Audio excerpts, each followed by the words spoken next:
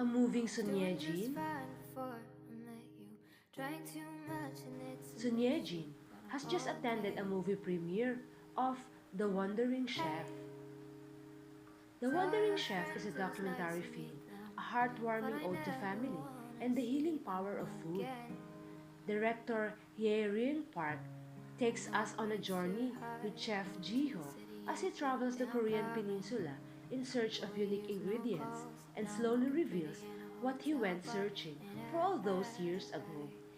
And Son Ye-jin supports this documentary film as she gives her message. It was really touching and warm. Also, I'm Jin, whose food is a work of art and it contains or captures life. Especially in times of difficulty now, the virtues this movie has shines more and show how precious, important it is to have a meal with your family.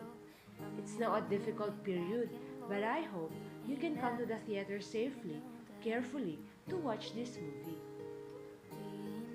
A daily update of Son Ye-jin is a happy pill for her fans, and it shows the true character of Son Ye-jin behind the camera.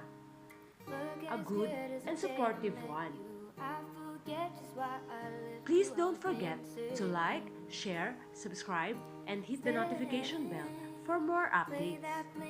뭔가 너무 뭉클하고 따뜻한 내용이었던 것 같아요. 그리고 임지호 선생님 음식은 정말 예술인 것 같고요. 또 그 안에 인생이 담겨 있는 것 같고 정말 가족들과 밥 한 끼 따뜻하게 먹는 게 얼마나 소중한 이 시기에 이 영화가 가지는 미덕이 더 빛을 발하는 것 같습니다.